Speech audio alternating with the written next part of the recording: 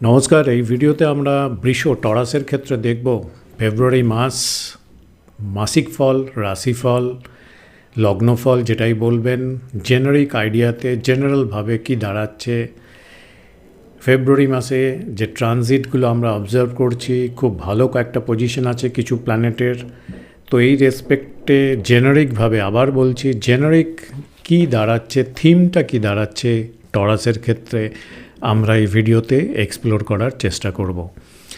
প্রথমে টরাসের ক্ষেত্রে যে লগ্ন লর্ড বা মুন সাইন লর্ড, যেভাবে দেখছেন, আপনার যদি লগ্ন যদি টরাস হয়, বৃষ হয়, যদি আপনার রাশি বৃষ হয়, তাহলে আপনাদের ক্ষেত্রে রাশি লর্ড বা লগ্ন লর্ড হচ্ছে শুক্র প্ল্যানেট।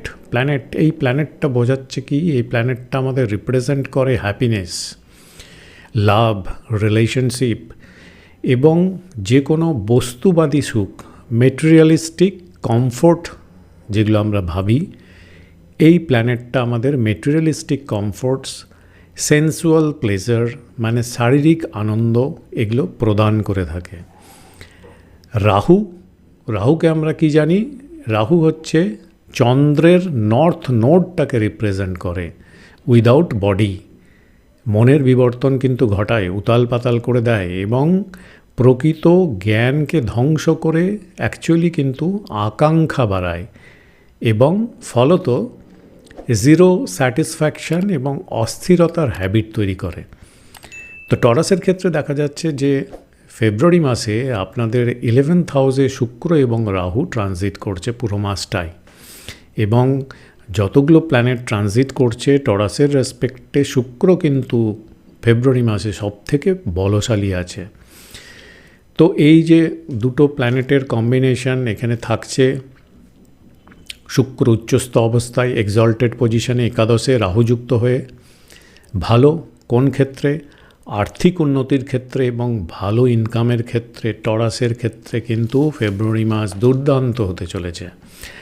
একদিকে আপনার লগ্ন বা রাশিতে আছে বৃহস্পতি নামক একটা প্ল্যানেট, যেটা কারাকা প্ল্যানেট হচ্ছে ধন, ঐশ্বর্য, ডেভেলপমেন্ট, গ্রোথ, এবং শুক্র আপনাদের 11th হাউসে লাভভাবে রাহুযুক্ত হয়ে উচ্চস্থ অবস্থায় আছে।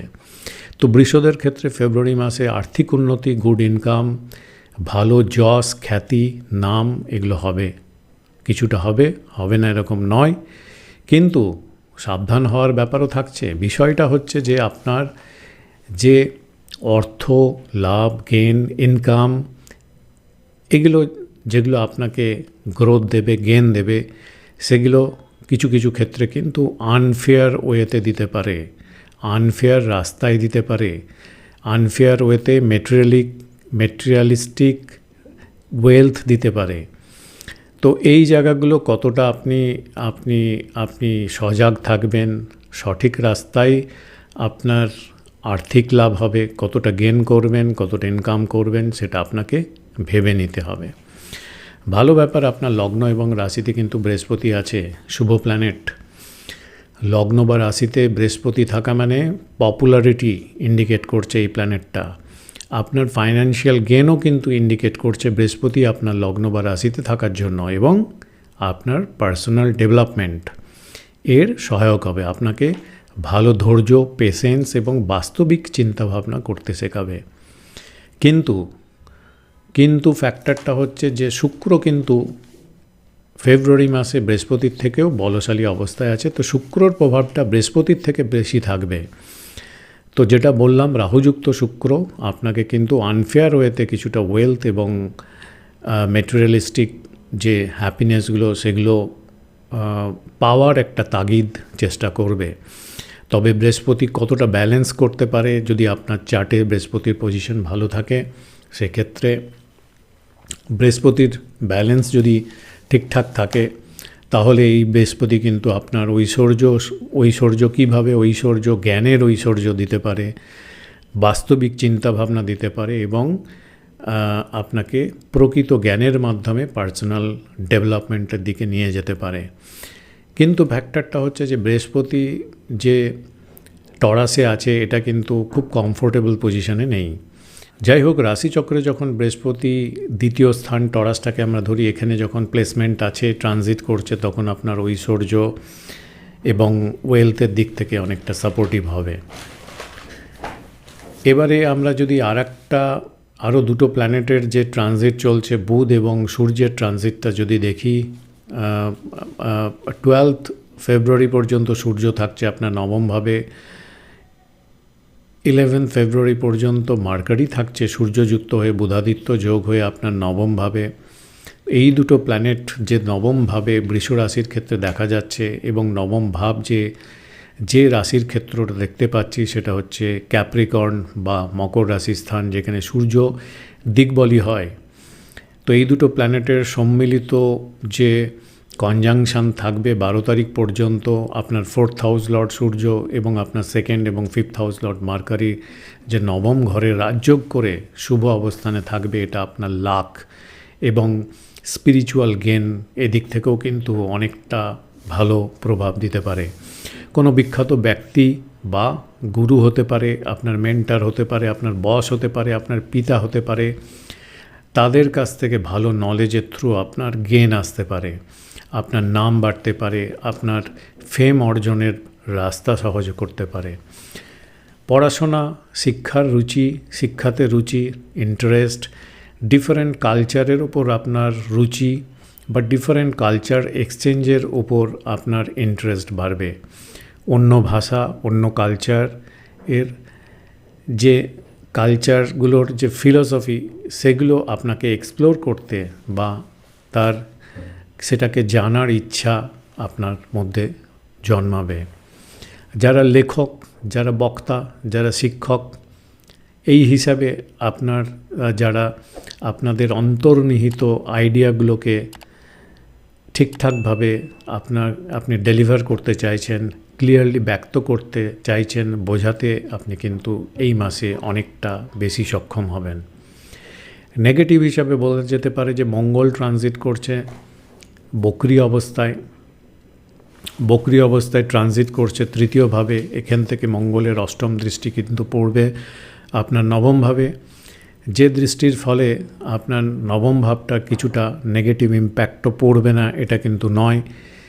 এখানে সূর্য বোঝাচ্ছে আপনার নবমভাবে রিপ্রেজেন্ট করবে আপনার ইগো ফ্যাক্টর। এখানে মঙ্গলের দৃষ্টি আপনার ইগো ফ্যাক্টরটা বা অহমিকা এটা অনেকটা বাড়াতে পারে। আপনার কাছে অপরের যে ভিউ পয়েন্ট, অপরের যে ক্রিটিসিজম, এটা আপনার কাছে থ্রেট মনে হতে পারে। আপনার এক্সট্রা অথরিটি, ইগো এবং এক্সপার্টাইজ যে নলেজ, সেটাকে অনেকে চ্যালেঞ্জ করতে পারে। তার ফলে আপনার কিছু ক্ষেত্রে কারো সঙ্গে কনফ্লিক্ট হতে পারে। পার্সোনাল এবং প্রফেশনাল লাইফে এই কনফ্লিক্ট আপনার গ্রোথ এবং এক্সপানশানে কিছুটা বাধা হয়ে দাঁড়াতে পারে। আবার 10th হাউসে যখন 12 ফেব্রুয়ারির পরে সূর্য এবং বুধ দুটো প্ল্যানেট ট্রানজিট করা শুরু করবে, এবং এখানে শনি কিন্তু আপনার 10th হাউসে স্বক্ষেত্রী হয়ে গোচর করছে। শনি নিজের হাউসে খুব পাওয়ারফুল আছে। টরাসের ক্ষেত্রে সেকেন্ড অর্ধ থেকে মোস্ট প্রবাবলি 12 তারিখের পর থেকে দেখা যাচ্ছে যে আপনার 10th হাউসে বুধ, সূর্য এবং শনি, এই তিনটে প্ল্যানেটের জন্য আপনার 10th হাউসটা খুব হেভি থাকছে। এবং 10th হাউসে সবথেকে বড় ব্যাপার হচ্ছে যে শনি স্বক্ষেত্রী হয়ে এখানে পাওয়ারফুল আছে। তো আপনার প্রফেশনাল গ্রোথ, প্রফেশনের দিক থেকে গ্রোথ এবং প্রফেশনের গ্রোথের থ্রু আপনার মানি ফ্লো, ইনকাম বৃদ্ধি, এটা কিন্তু শিওর করছে। কিন্তু শনি যেহেতু আছে, আপনার প্রফেশনে আপনার অথরিটেটিভ অ্যাপ্রোচ বা ইগোইস্টিক যে অ্যাপ্রোচগুলো, সেগুলো আপনাকে কিছুটা রেস্ট্রিক্টেড করে রাখবে। হেলথ ওয়াইজ দেখতে গেলে টরাসের ক্ষেত্রে মোটামুটি এই মাসটা আপনার হেলথ সাপোর্টিভ মনে হচ্ছে, এক্সেপ্ট যদি আপনি যদি কিছু ক্ষেত্রে, যেহেতু মঙ্গলের দৃষ্টি আপনার অষ্টমভাবে থাকছে, এবং এই মঙ্গল যেহেতু আছে বক্রি অবস্থায় আছে মোটামুটি 27 ফেব্রুয়ারি পর্যন্ত। 27 ফেব্রুয়ারি পরে মঙ্গল মার্গী হবে। তো পুরো মাসটাই ধরতে পারেন মঙ্গল বক্রি থেকে আপনার অষ্টমভাবে দৃষ্টি প্রদান করছে।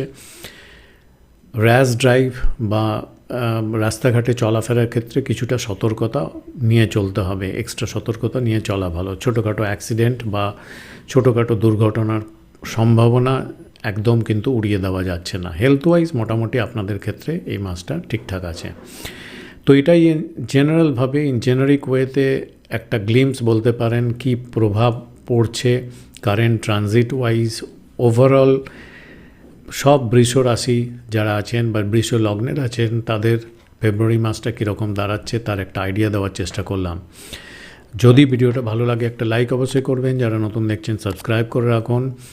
যদি আপনার ব্যক্তিগত ন্যাটাল কুণ্ডলী সাপেক্ষে আরও ডিটেলসে আপনি জানতে চান অনলাইন কনসালটেন্সির জন্য আপনারা ওয়েবসাইটটা চেক করতে পারেন বা হোয়াটসঅ্যাপ নাম্বার দেওয়া রইল, এই হোয়াটসঅ্যাপ নাম্বারে হোয়াটসঅ্যাপের মাধ্যমে এনকোয়ারি করতে পারেন, নট কল রিসিভ করার মতো কেউ থাকে না, আপনারা হোয়াটসঅ্যাপ করে এনকোয়ারি করতে পারেন। তো আজকের মতো এই পর্যন্তই, অনেক ধন্যবাদ।